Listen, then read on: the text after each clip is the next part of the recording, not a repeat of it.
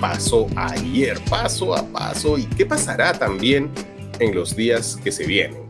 Ayer el día se inició con un mega operativo. Llegamos a contarles ayer sus primeros pasos, allanar a los niños de Acción Popular. El siguiente paso fue la caída del gabinete en la sombra y finalmente la fiscal de la Nación, Patricia Benavides, se apareció en un mensaje a la Nación para presentar una denuncia constitucional contra el presidente Pedro Castillo. Empecemos por el final, por la denuncia contra Castillo por ser presunto líder de una organización criminal, por tráfico de influencias y por cómplice de colusión. La denuncia también incluye como miembros de esta organización criminal a los exministros Juan Silva y Heiner Alvarado. ¿Por qué se presenta una denuncia constitucional ante el Congreso contra ellos? Porque en su calidad de presidente y de exministro, pues no pueden ser denunciados así nomás por cualquier fiscal, ¿no? Por su alto rango, tienen que ser denunciados por la fiscal de la Nación y ella tiene que pedir permiso al Congreso. Eso lo sabe todo el mundo, sobre todo en el caso de los ministros, que toda la vida han sido denunciados así. Pero en el caso del presidente y del presidente en funciones, pues esto es inédito y es lo que merece detenerse un ratito. En resumen, básicamente lo que ha hecho ayer la fiscal es armar su caso, presentarlo ante la opinión pública y dejar el tema en la cancha del Congreso. Aquí se abren dos caminos. Uno es el político, que es fácil de entender si la oposición tiene o no los votos necesarios para todas las fases que se vienen ahora. Primero la subcomisión de acusaciones constitucionales, luego la comisión permanente y luego el pleno del Congreso. Esas tres instancias dentro del Congreso van a tener una pelea política sobre la base de algo que es legal, o más bien un malabarismo legal, que es el otro camino, que es el pedido de la fiscal Benavides en sí mismo. ¿Cuál es ese pedido? Que el Congreso no le haga caso al famoso artículo 117 de la Constitución. ¿Qué dice ese artículo? El presidente de la República solo puede ser acusado durante su periodo por traición a la patria, por impedir las elecciones presidenciales, parlamentarias, regionales o municipales, por disolver el Congreso, salvo en los casos previstos en el artículo 134, y por impedir su reunión o funcionamiento o los del Jurado Nacional de Elecciones y otros organismos del sistema electoral. Como habrán notado, ninguno de esos supuestos está ocurriendo aquí y además hay un solo allí bien puesto con su tilde que indudablemente cancela toda otra posibilidad de otro tipo de denuncia que no sea por esos casos. El presidente solo puede ser acusado durante su periodo por tal y tal cosa. Ese solo tiene un sentido constitucional: darle estabilidad a un presidente. Funciona como la inmunidad parlamentaria, ¿no? El principio debajo de estas protecciones es que un congresista y un presidente, por su labor política, pueden tener muchos enemigos que se los van a querer bajar y por tanto, pues la Constitución les pone unos tremendos escudos. ¿Por qué? Pues básicamente para garantizar la estabilidad del país, para que una autoridad electa no pueda ser tumbada tan fácilmente. Pero la fiscal le está pidiendo al Congreso que no le haga caso a ese artículo 117, sino a otra cosa, a la Convención de las Naciones Unidas contra la Corrupción. Así lo dice explícitamente en la página 373 de la denuncia que presentaron ayer, que tiene 375 páginas, y que ayer todos en la encerrona nos tuvimos que leer para tener el programa de hoy para ustedes. Entonces ustedes dirán, oye, ¿pero una convención puede estar por encima de la Constitución? No, pero sí al mismo nivel. La fiscal de la Nación dice que está al mismo nivel. Los tratados internacionales sobre derechos humanos tienen rango constitucional y, según la fiscal de la Nación, esta convención es un tratado de derechos humanos y, por tanto, está al mismo nivel de la Constitución. Probablemente ese sea el primer punto de toda la discusión que se viene. ¿Es un tratado de derechos humanos? Si no lo es, no está al mismo nivel que la Constitución y ahí se acaba la cosa. Pero el segundo punto de la discusión sería si es que lo que dice ese tratado cancela el famoso solo del artículo 117 de la Constitución. La fiscal se agarra del párrafo 6 del artículo 30 de esa convención, que dice: cada Estado parte de esta convención considerará la posibilidad de establecer, en la medida en que ello sea concordante con los principios fundamentales de su ordenamiento jurídico, procedimientos en virtud de los cuales un funcionario público que sea acusado de un delito tipificado con arreglo a la presente convención, que es una convención contra la corrupción, pueda, cuando proceda, ser destituido, suspendido o reasignado por la autoridad correspondiente teniendo presente el respeto al principio de presunción de inocencia. Entonces, el objetivo aquí es agarrarse de esa convención para que el Congreso pueda denunciar al presidente, que es algo que no podrían hacer si solo tuvieran en cuenta el artículo 117 de la Constitución. Para esto se necesitan menos votos que para vacarlo. Y una vez denunciado, pues un juez puede suspender al presidente y ahí se abren otros varios caminos, pero quedémonos aquí un ratito. Porque si han llegado hasta aquí, pues coincidirán conmigo en que todo este mecanismo no es fácil de entender.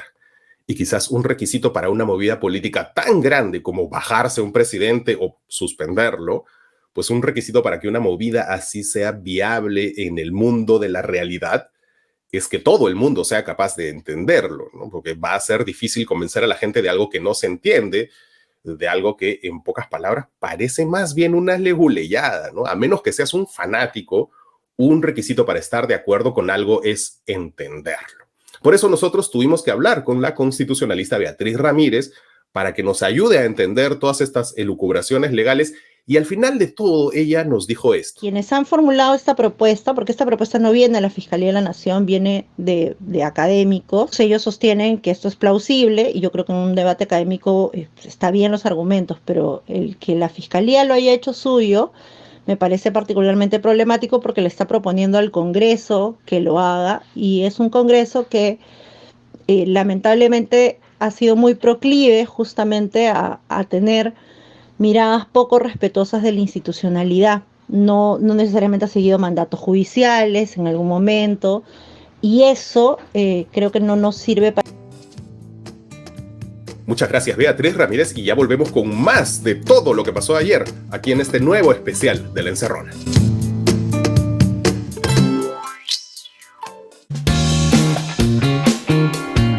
Aprende lo que nunca pudieron enseñarte. Cómo convivir en un mundo de noticias falsas.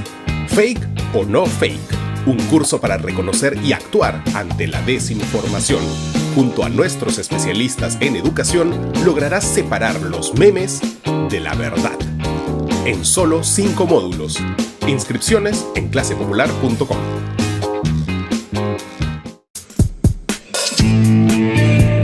Hola de nuevo, bienvenidos de vuelta a La Encerrona. Y hoy más que nunca en el Perú, como diría Yoda, el futuro siempre en movimiento está. La fiscal de la Nación ha hecho su jugada, nos ha metido a todos en sus malabarismos legales y el resultado para el país es ahora totalmente incierto. Vamos a entrar en una etapa de inestabilidad máxima.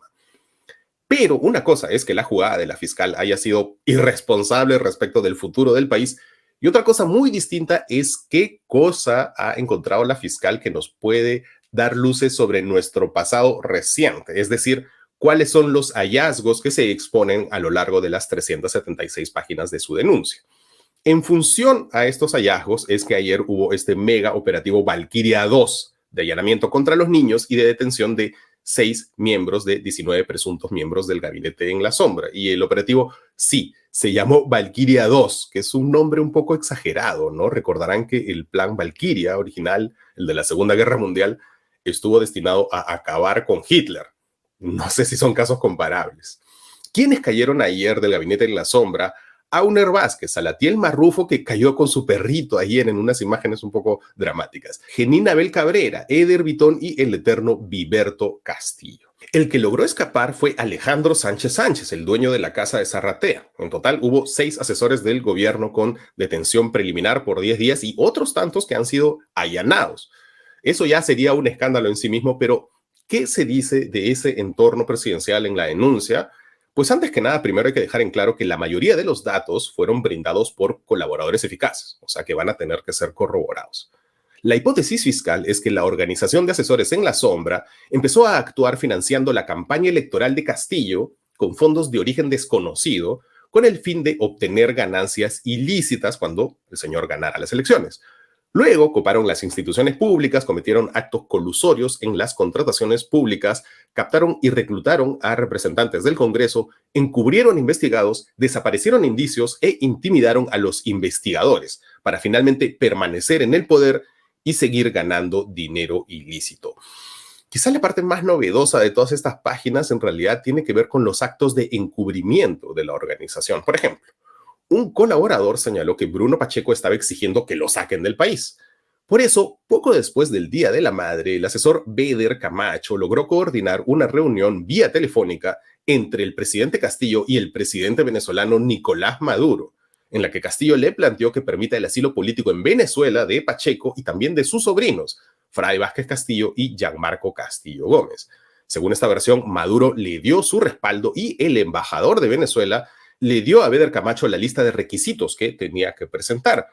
Pero esto no se concretó por el temor de los venezolanos de que se lleven a cabo protestas en los exteriores de la residencia del embajador. Así que mejor le recomendaron que intenten llegar hasta la misma Venezuela para que allí ya el asilo proceda. Y de hecho hay evidencias de que Camacho ha visitado la residencia del embajador venezolano. Otra parte de las declaraciones. En abril de este año, Bruno Pacheco le pidió a Beder Camacho que lo traslade a la casa del exministro Walter Ayala. Allí, Pacheco y Beder, cuando llegan a la casa del ministro, entonces exministro, pues supuestamente le iba a entregar a Pacheco un apoyo económico. Entonces, el exministro le pide a Beder que se retire y le entrega una bolsa de papel marrón que tenía allí $40,000, pero le dijo, Bruno, sácame mi alita de ese dinero. O sea, le pidió su comisión. Pero Pacheco se quejó porque supuestamente todo ese dinero era para su defensa legal y el compromiso era que le den $100,000 y le estaban dando 40,000 no más. Todo esto, ojo, según el colaborador, con conocimiento de Pedro Castillo. También tienen información de una reunión de Beder con Pacheco y con Silvia Barreda, la exalcaldesa de Villa María del Triunfo, que también es parte de toda esta colada. Los tres se reúnen en una casa de la Planicie en La Molina y allí Pacheco ya está recontrasado y le dijo que los jueces le estaban pidiendo $130,000 para que revoquen su prisión preventiva. Y le dijo a Beder y a Silvia Barreda, que les dijo que le digan a ese huevón por Castillo que si no recibía el dinero se iba a tener a las consecuencias. En general, en el documento se da a entender que cuando Pacheco ya estaba prófugo, Beder siguió en contacto con él permanentemente. En una parte se señala que esto fue por indicación expresa de la primera dama Lilia Paredes, que le encargó a Beder que cuide de Bruno Pacheco. Otra escena. ¿Se acuerdan que en marzo Bruno Pacheco sacó un video un poco amenazante diciendo que estaba dispuesto a colaborar con la justicia? Pues un testimonio dice que Beder se reunió con Pacheco en el RIMAC y acordaron, después de ese video, y acordaron que Pacheco vaya a Palacio a conversar con el presidente. Eso fue el 20 de marzo en la mañana. Beder habría recogido a Pacheco de una quinta en Barrios Altos y coordinó con el jefe de la Casa Militar, el general Willy Bueno Balbín, para que apaguen las cámaras de seguridad para ingresar a Palacio por la puerta 6. Estaban tan paranoicos que en vez de hablar, se comunicaban a través de papelitos escritos para que no los graben. Según los testimonios, Beder hizo la misma coordinación de apagar las cámaras para una reunión con los niños de Acción Popular.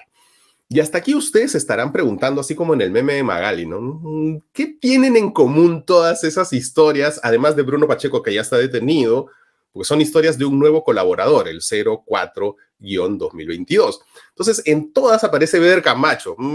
Y justo ayer cayó todo el gabinete en la sombra, pero a Beder no lo tocaron. No lo han detenido. ¿Qué más pasó ayer? Caleta, que el gobierno despidió a Beder. Como recordarán, Beder Camacho se había reciclado como asesor 2 del despacho viceministerial del Ministerio de la Mujer en un puesto de confianza. Y parece que le perdieron la confianza a Beder y lo votaron. Hay más. Según otro testimonio, Alejandro Sánchez Sánchez, el famoso dueño de la casa de Zarratea, que ahora está prófugo, aportó a la campaña de Pedro Castillo más de $500,000 que no habrían sido bancarizados. También dice que el alcalde de Anguía, Nenil Medina, también habría aportado $1,000,000 no declarados ni bancarizados. En otro momento se señala que en agosto del año pasado hubo una reunión entre Nenil, Sánchez Sánchez, el presidente y sus sobrinos, con la intención de darle más proyectos al municipio de Anguía para que el alcalde recupere por coimas lo invertido en la campaña. Sobre el caso Petroperú, esta información está en el informe 068-2022 del equipo especial. Luego de que estalle todo ese escándalo de Petroperú con Carelín y todas esas historias, Beder le dijo al presidente que en Navidad, el 25 de diciembre, la fiscalía iba a allanar el despacho presidencial.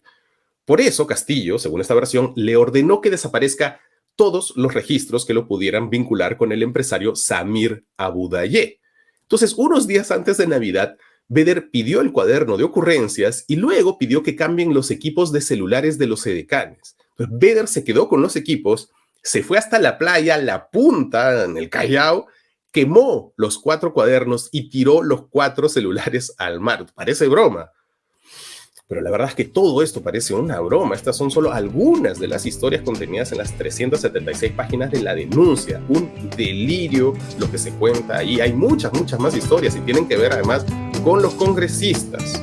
Con esas denuncias y con la respuesta del gobierno, volveremos en el siguiente bloque de este especial de La Encerrona con Marcos y Fuentes. CIDEPUC. Impulsamos el emprendimiento y la innovación desde hace más de 25 años. Conoce nuestras 4 líneas formativas dirigidas a emprendedores, empresarios, ejecutivos e innovadores. Además, accede a un 20% de descuento en los programas ejecutivos con el código Encerrona CIDEPUC. Descubre el servicio dirigido a empresas, hackatones, consultoría para empresas e incubadora de negocio. Sé parte de la nueva generación de innovadores del Perú.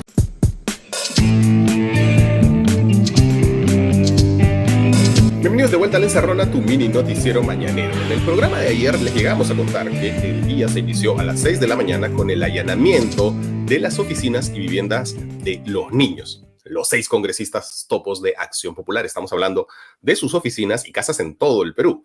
Son los congresistas Elvis Vergara, Illich López, Darwin Espinosa, Jorge Flores Sancachi, Juan Carlos Mori y Raúl Doroteo. ¿Por qué es importante que les hayan caído a ellos primero y tan duro? Además, en una situación que, ojo, es insólita para cualquier congresista. Esto no se ha visto con congresistas en funciones nunca. Bueno, entre otras cosas, desde la oposición es explícita la intención de anular a estos congresistas para que no estén activos cuando llegue el momento de votar la denuncia constitucional contra Castillo. O sea, con la cosa como está, pues sus 6 votos podrían ser cruciales y decidir todo. ¿Hay elementos para haberles caído? Pues uno diría que sí, ¿no? Y algunos de ustedes ya los conocen, los hemos explicado en este programa, pero curiosamente, en el caso de los niños, la Fiscalía ha cojeado bastante, empezando por los mismos allanamientos. Hubo 3 inmuebles a los que el Poder Judicial les negó el allanamiento porque la policía no presentó ninguna evidencia que justifique algo tan grave que está normalizado ya, pero es una medida extrema, algo tan grave como allanar un domicilio particular. En 3 casos, uno de ellos particularmente rochoso, el de Darwin Espinosa, pues se corroboró que la casa que querían allanar era de su madre. Como parte de su denuncia, la Fiscalía reseña visitas a Palacio de los niños en varios momentos. Por ejemplo, el 25 de agosto, en coincidencia con Juan Silva, o el 14 de septiembre, cuando, según la denuncia, visitaron al entonces asesor Auner Vázquez, que resulta que era como el niñero de Palacio, porque él coordinaba con los niños. Y a él, Auner Vázquez, le pidieron puestos de trabajo en el Ministerio de Vivienda. Según uno de los colaboradores, Auner Vázquez le dijo a Bruno Pacheco que tenían ya el apoyo de Acción Popular, pero que le habían pedido a cambio 12 direcciones de órganos estatales y Vázquez le entregó 12 sobres a Pacheco y con esos sobres tenían ahí dentro los currículos de los embarados por los niños que querían poner en las direcciones de estos órganos estatales. Además, los niños eran bien pedilones porque también llevaron una relación de 7 proyectos de obras que ellos querían que salgan ya. Sin embargo, el periodista Martín Hidalgo, que no solo es experto en el Congreso, sino que lleva la sección de análisis de data en el comercio, pues ha demostrado que esta hipótesis en la que se le entregan cosas a los niños a cambio de que ellos voten a favor del gobierno, pues no parece tan sólida. Él ha demostrado que los niños solo votaron en contra de la primera vacancia contra Castillo. En la segunda votaron a favor y en la tercera se abstuvieron. Además, esas votaciones coincidieron con la posición que tuvo la bancada de Acción Popular, o sea, votaron en bloque junto a su partido. No hubo nadie que se salió de las filas. Y al revés, en las censuras e interpelaciones de ministros no se movieron en bloque. No hay un patrón que permita distinguir si se pusieron de acuerdo entre ellos. ¿Eso significa que no hubo un pedido que habría sido completamente ilegal de nombrar a ciertas personas y de aceitar ciertas obras? No, eso puede haber perfectamente ocurrido. Pero sus votaciones como elemento de verosimilitud para esos hechos delictivos, pues parece que se caen, ¿no? En este programa saben que no le tenemos mucho cariño a Acción Popular y mucho menos a los niños, pero el caso contra ellos parece apresurado. Por ejemplo, en varias de las reuniones que se mencionan como conspirativas, no fueron solo los niños, sino que también estaban otros congresistas de Acción Popular que no han sido denunciados. Incluso también en algún caso estaban dirigentes del partido que no son congresistas, como Mesías Guevara, sobre el que tampoco hay ninguna acusación. Entonces, visto lo visto, pareciera que la fiscal se ha apresurado en enfilar contra los niños, no porque ya tenga un caso sólido contra ellos, sino para tratar de sacarlos del tablero a la hora de votar su denuncia constitucional en el Congreso. Ese es el problema de hacer las cosas con una motivación política evidente en vez de hacer simplemente tu trabajo, cumplir con el rol que tienes. En este programa hemos cubierto largamente, en especial tras especial, algunos de ustedes se quejaban que hablábamos solo de Castillo. Hemos cubierto todas las evidencias en contra de esta organización que con toda claridad tiene como eje al presidente de la República. Pero, por favor, no seamos básicos. Y hay gente que es tan básica que no entiende qué significa ser básico. Ser básico significa que varias cosas pueden ser ciertas al mismo tiempo, que la vida no es un partido de fútbol en el que o estás con la U o estás con Alianza, ¿no? Entonces, por un lado, insisto, está clarísimo que el presidente y su entorno se han dedicado a picotear el Estado peruano. Y más grave aún, que cuando los han descubierto picoteando, se han dedicado a usar todo su poder para tratar de encubrir sus pasos y bloquear las investigaciones de las formas más burdas. Sobre eso cualquiera que haya visto este programa creo que no hay discusión. Pero también es cierto que la fiscal Patricia Benavides ayer colocó al Ministerio Público como un actor político, con un mensaje a la nación, como si ella fuera la presidenta y los otros fiscales que estaban atrás fueran su gabinete, diciendo cosas como servirse de un cargo público para enriquecimiento personal resulta abominable y criminal, que son gestos grandilocuentes que no se corresponden, ¿no? Que pasarían piola en una figura que no estuviera tan cuestionada, como ella, que está cuestionada, de haber manipulado varios casos dentro de la fiscalía usando su poder. Y que en este caso, para cumplir sus evidentes objetivos políticos, está empleando una figura legal rebuscadísima, una situación irresponsable que nos va a sumergir en una crisis bien larga y que si triunfa deja un precedente de inestabilidad permanente para los próximos presidentes que tengamos, convirtiendo esto que estamos viviendo en estos días no en una crisis, sino en la futura normalidad de la República, en el estado de todos contra todos para siempre. Por su lado, la respuesta del régimen de Castillo, pues, era la que hubiéramos esperado, ¿no? Primero, Pedro Castillo jugó a la victimización familiar, alegando que en uno de los allanamientos había estado presente su madre. Entonces, responsabilizó a la fiscalía de lo que le podía pasar a su madre. Luego hizo una conferencia de prensa y fue peor, porque chotearon a los medios nacionales, no los dejaron entrar, mintieron diciendo que la prensa extranjera había pedido exclusividad, algo que nunca sucede y que era falso. Entonces, los medios nacionales protestaron con razón. Muchos se burlaron, que pusieron, ¿no?, sus micrófonos en el piso en señal de protesta. Parece un error, ¿no?, porque la gente odia a los medios y nuevamente está harta de gestos grandilocuentes que no corresponden. Pero más allá de las formas, el tema de fondo aquí es que, gusten o no los medios, el gobierno tiene que permitir que la prensa informe. Este es un mecanismo de transparencia y bloquear ese mecanismo de transparencia es minar la casi nula legitimidad que tiene este gobierno. Entonces, de la pésima respuesta del gobierno, ¿hubo algo concreto, interesante? Sí. Aníbal Torres anunció que pedirá una opinión a las Naciones Unidas por esta denuncia, lo que parece sensato en realidad, ¿no?, hacer que la ONU interprete su propia convención. Según Aníbal Torres, sus artículos, y lo cito, no son autoejecutables, lo que significa que en cualquier caso potencial las autoridades estarían aplicando la legislación nacional y no la convención directamente como tal. Esto además, según Torres, significaría que la fiscal de la nación ha violado la Constitución al pretender denunciar a Castillo por delitos no contemplados en ella. Ya, se acabó. Esta es la situación hasta hoy. Yo insisto que todo esto genera un precedente totalmente nefasto que solo garantiza la inestabilidad del futuro del país, que corroe todavía más la confianza en las instituciones y que más bien exacerba las ambiciones de todos los bandos y la polarización. La gran lección de la democracia tendría que ser que el fin no justifica los medios, ¿no?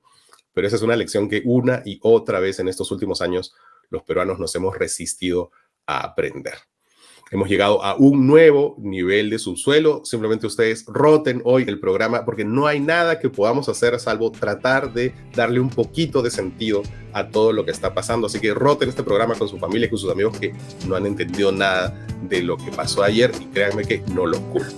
Eso es todo por hoy. Soy Marcos Cifuentes y esto fue El Encerrón, el único noticiero que te manda un abrazo. Chao, hasta mañana.